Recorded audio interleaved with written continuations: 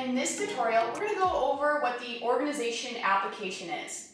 Now today in this tutorial, you guys, we're going to talk about what is an organization, how do you create one, how do you manage one. The other tutorial that you're currently seeing, that one is referring to creating permissions, signing groups, and even how you can sort of manage offline notifications. And I'm referring to the players, of course. So, all right, so let's go ahead and get started. The first question is, what is an organization? I sort of keep referring to that word, but essentially, what is it? So currently right now, you guys, here's a good example you're seeing in the dashboard. A lot of our clients, they have sort of, someone that's a little bit higher up on the food chain where their job is to basically manage their network. Their network could be, multiple departments if you're like a college or a university. If you're a corporate organization, maybe you have multiple locations. Or maybe you're like a park and rec and you have all these, locations within your suburb or city. So this here in the dashboard allows you to see all the players within there. It also allows you to see if the players are online or offline. It allows you to refresh the player, allows you to reboot it, and even get a live screenshot, which is really nice, especially if you're not in that particular location. So that is what that organization dashboard looks like. And currently, as of right now, only Reach users can sort of give you access to that. And so to kind of refer to some of our whiteboard here, just to kind of give you a drawing of how it works, is a lot of the times we will build the individual facilities or again, maybe departments or locations. We build them as individual units. And as you saw in that dashboard, when you kind of clicked into the top right, you sort of saw all of them. We then create one facility, which we usually call the master account.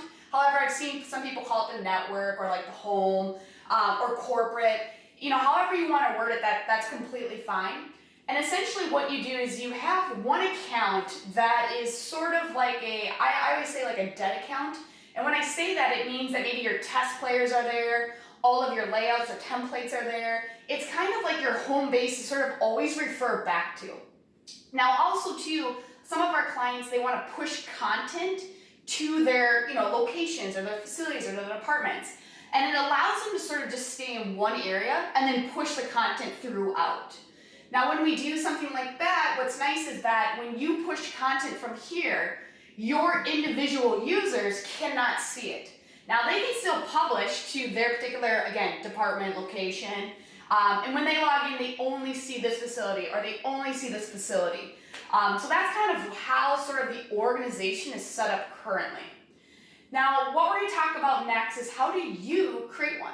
So the first thing is that Reach itself, any employee will have to create this master, right? We have to sort of create this network health for you. So we have to give you all the individual facilities, or again, department location. I'll just kind of stick to facilities going on with the tutorial, but again, we have to sort of supply that to you. Once we do that, you'll see right here on the left side, it says organizations. And you can see there's 3 tabs, right? You can see that there's the managed groups, there's the offline, and then of course the first one, organization. So what you want to do, you guys, is you'll want to hit the plus sign here, and then on the top, this is where you're going to give sort of that organization name. So I guess for this scenario, let's just call it East Branch. Okay, so I type in East Branch.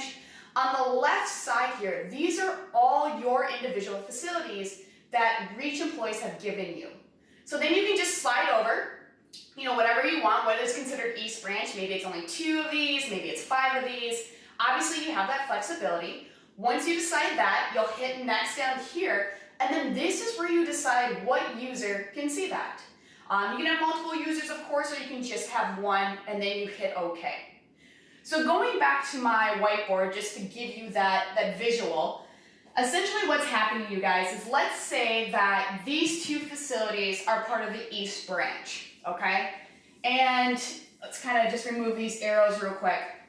You have this user, let's just say they're underneath you, they're like a corporate user, but when they log in, they're in charge of this East Branch, maybe like a regional manager. That might be a better example here. So those steps that you and I just walked through, that's exactly how you would create this East Branch, okay? But what's going to happen is when he or she logs into the CMS, she or he is going to have this organization in the dashboard that only shows these 2 facilities and only shows the players within here. So, I mean, there could be 5 players here, 2 players here. Obviously, it can vary. But again, when you log in, you're going to see all of these, and you're also going to see this organization. So you'll have access to every organization you create, but keep in mind you're always going to have the master one. Now, nobody else can create this unless you're part of this master account. You have to be the highest permission level to be able to sort of create this. None of these individual users will be able to create an organization. Now, they obviously can definitely call you and say, hey, like this would be really helpful if I could see it. However, it's in your hands to do. So that is the idea, you guys, of how to sort of create it, how to manage it, how you can give your users to it. The only thing that's kind of keep in mind or sort of a red flag is when you do create an organization. So again, I guess I should have kept my drawing up here, but that one East organization that had these two, if your user doesn't have access to these two facilities, as a default, what will happen is they'll sort of automatically get access to these two. So keep that in mind. I mean, usually when that happens, you want them to have access to it, so it's not really a big issue. But I just kind of want to point that out. So that is how you basically can manage it, how you can create it, and how it sort of works. Keep in mind, you guys, that the first part, though, is for Reach employees, is to create that sort of network health first. Once we do that, then you guys can do whatever you want as far as your organization. So if you guys have additional questions, or maybe I didn't explain it very well, definitely give us a call or email us. If you don't see the application too, if you're like, hey, I love this, like I want to have access to it, I don't see it, that'd be another reason to give us a call as well. So have a great day, you guys. Enjoy it. Take care.